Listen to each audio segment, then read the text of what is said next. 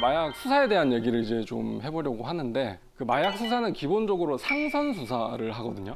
상선이 뭐냐면 마약을 투약한 사람 입장에서 그 사람한테 마약을 준 상위의 단계에 있는 사람을 상선이라고 그러고 그 상선을 기준으로 이 투약자는 하선이 되는 거죠.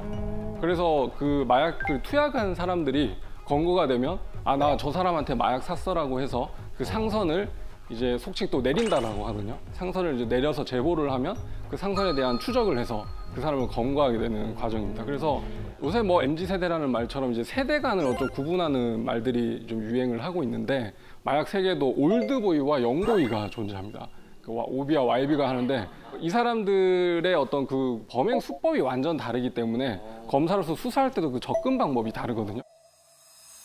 올드보이 분들은 이제 연령대가 한 40, 50대 분들이죠. 대면 거래를 원하세요. 이게 마약의 은어 중에 하나가 이제 오른손 왼손 거래라고. 오른손 왼손? 스쳐 지나가면서? 만나서 오른손에 마약 주고 왼손에 그 돈을 준다는 의미로 그러니까 손손 거래라고 하거든요. 그래서 이분들은 컴퓨터 조작이 좀 쉽지 않고 예를 들어서 뭐 텔레그램이나 이런 그 메신저 기능에 잘 익숙하지 않으니까 손손 거래를 좋아합니다. 그래서 이 올드보이들은 그 제보자의 진술에 좀 의존해서 수사가 이루어집니다. 그래서 투약자들이 이제 검거가 돼서 그 상선에 대해서 제보를 하면 패턴이 똑같습니다. 전화하거나 뭐 문자로 필로폰이 이제 은어가 술이니까 술 남은 거 혹시 있으세요? 너무 급해서 그런데 그럼 어디로 와? 해서 이제 가죠. 그러면 이제 그 사람이 말로서는 이제 증거가 남죠. 저 사람한테 내가 얼마 주고 샀다라는 진술이 있고 그 다음에 전화했다라면 통화 내역이 남아 있을 것이고 발신 기지국 위치 추적을 하니까 자기 집에서 전화 건네요. 그다음에 상대방 집에서 전화 건 내역이 있다. 그럼 그 진술 믿을 만한 거죠. 이런 식으로 해서 그 진술을 보강한 이제 증거를 수집하는 방식으로 수사가 이루어집니다. 반대로 그러면 영보이들은 지금 어떻게 하느냐? 20, 30대들은 대면하는 걸 별로 좋아하지 않습니다. 그 텔레그램으로 주로 이제 소통을 하거든요. 그 텔레그램의 특성이 상대가 한 사람이라도 그 대화방을 나가버리면 그 대화방이 이제 다 폭파가 돼버리고 뭐 비밀 대화방을 또 차려서 일정한 1분 시간이 지나면 다 그냥 자료가 삭제되는 그런 식으로 이제 보안성이 강화되니까 구매해서 투약한 사람을 잡아도 그 상선을 모르는 겁니다. 대면을 해서 하질 않았으니까 그래서 이 영보이들의 수사는 상선 추적이 굉장히 어려운 그런 특징이 있습니다. 자, 그러면 제가 화면 하나 보여드리겠습니다.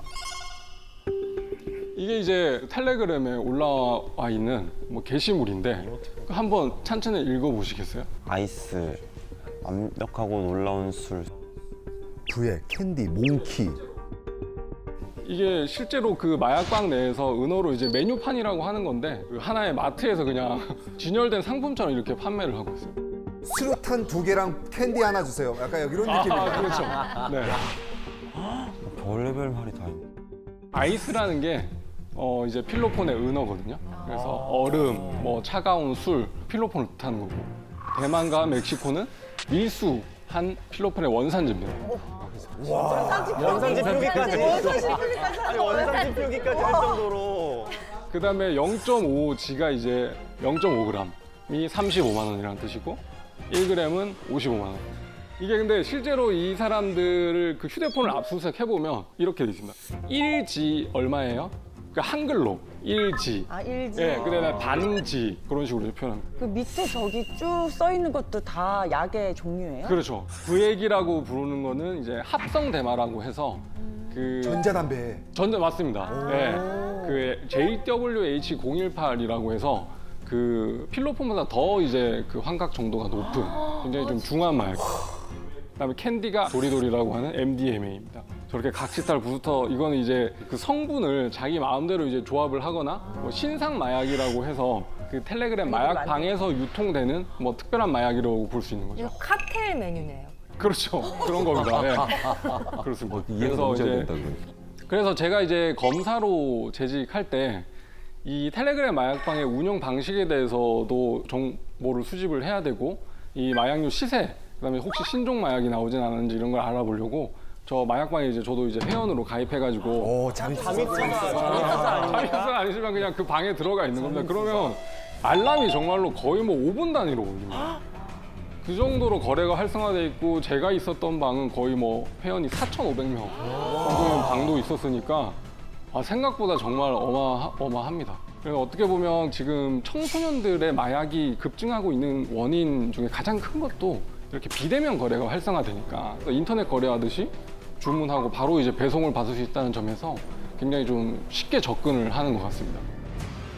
실제로 얼마 전에 고등학교 3학년 친구들이 그 부모님한테 공부 좀 해야 되겠어. 그래서 공부방을 하나 만들어줘. 공부에 집중할 수 있게. 그래서 오피스텔에 이제 공부방을 하나 만들어줬는데 거기에 이제 고3 친구 3명이 아지트로 활용을 해서 텔레그램 마약방을 통해서 마약류를 판매를 해서 벌어들인 범죄 수익이 1억 2천만 원 정도 될 정도로 그 결국 3명은 다 이제 구속이 됐죠.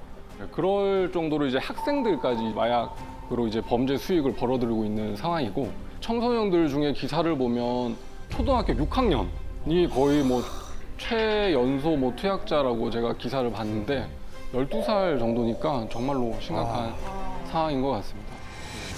그래서 이게 실제적으로 어떻게 범행이 이루어지는데 지금부터 더 자세하게 제가 설명을 드릴 건데 이게 뭐 범죄를 모방하라고 말씀드리는 게 아니라 자녀분들이나 주변의 지인분이 텔레그램으로 뭔가 이상한 거 한 것 같다라고 하면 사전에 그렇게 막고 예방하는 차원에서 제가 알려드리는 겁니다.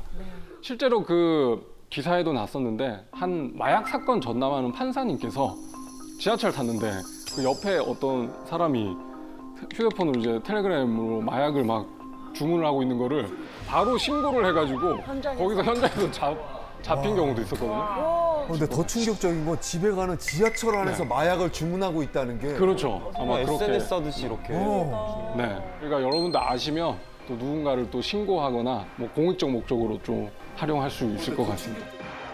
자, 구조에 대해서 좀 설명을 드리면 이게 거의 뭐 피라미드식 다단계 회사랑 똑같습니다. 중소기업입니다. 그래서 총책, 그다음에 인증 딜러, 그다음에 드라퍼라는 그런 개념이 나오는데 총책은 이제 제일 그 우두머리에 있는 사람이고 인증 딜러라는 사람은 총책으로부터 받은 마약을 팔 수 있게 권한을 득한 사람, 그걸 인증 딜러라고 해요. 그래서 뭐 그 전국을 이제 권역화 해가지고 뭐 경상권, 그다음에 뭐 전라권, 충청권, 서울 뭐 이런 식으로 권역을 나눠서 인증 딜러를 이제 배치해 놓는 거죠.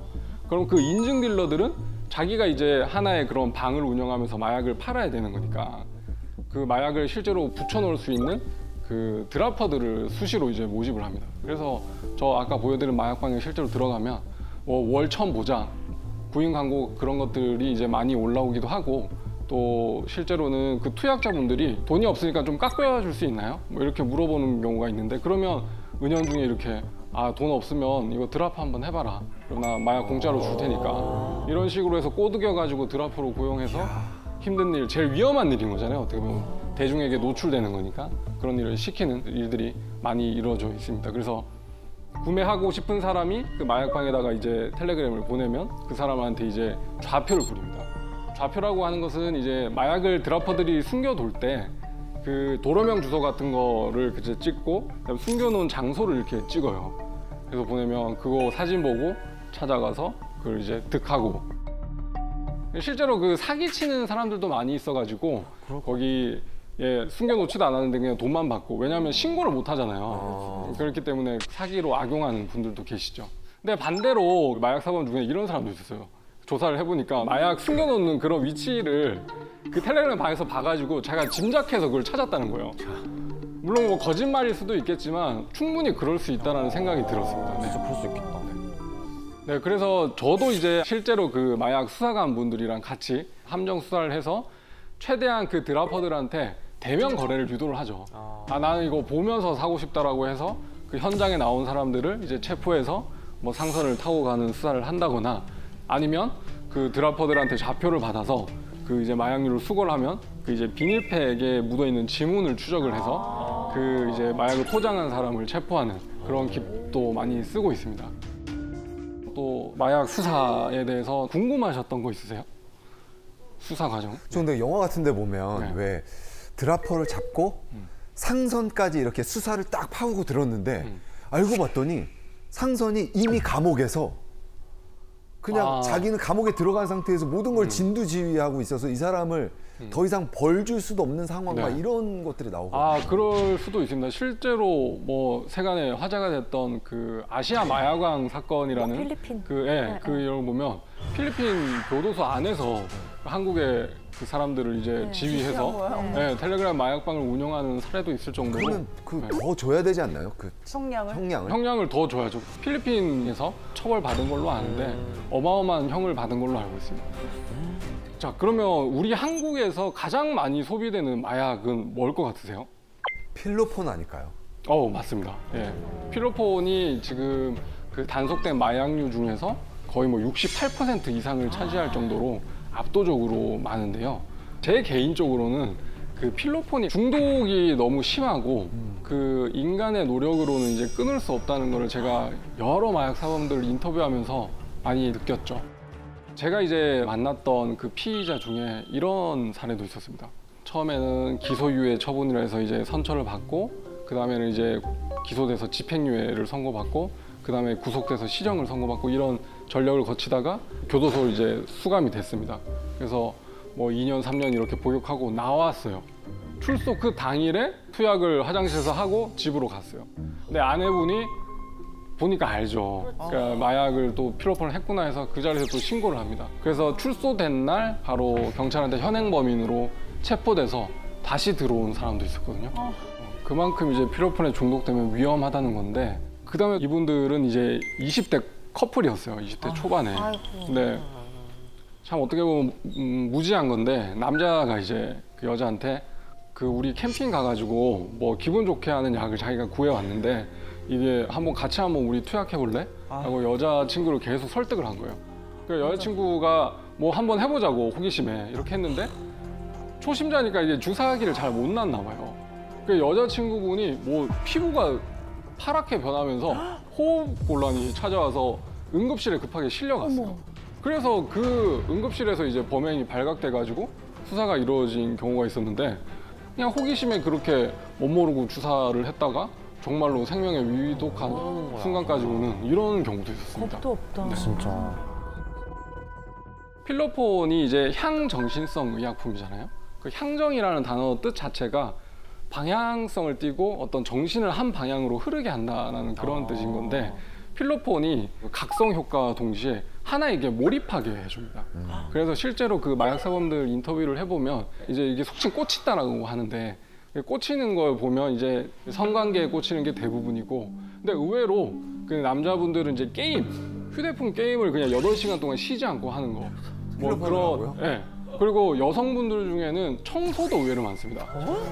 그 필로폰을 투약하고 난 다음에 8시간 동안 밀린 집안일 같은 걸 하는 거죠. 얼마나 깨끗하게 하시려고. 실제로 제가 물어보니까 평소에는 하기 싫다가 이렇게 딱 투약을 하고 나면 그 각성 효과로 말끔하게 청소하는 그게 너무 기분이 좋았다고. 그 다음에 또 수다가 있어가지고, 네, 그래서 같이 이제 투약을 하고 동성끼리 8시간 동안 이제 수다 떨고 뭐 전화하는 그런 사람도 있다고 합니다. 저는 막 그런 얘기 많이 들었어요. 먹는 거. 네, 과자 한 봉지 이만한 거를 뭐 그렇습니다. 다 먹었다. 예, 그렇죠. 한 번 꽂힌 게 그게 안 바뀐다고 하더라고요. 그 매번 사람은 할 때마다 예, 그래요? 똑같은 대로 해서. 그래서 실제로 수사해 보면 투약 장소도 갔던 모텔, 그 모텔 302호 특정 모텔에서 항상 투약을 합니다, 보면.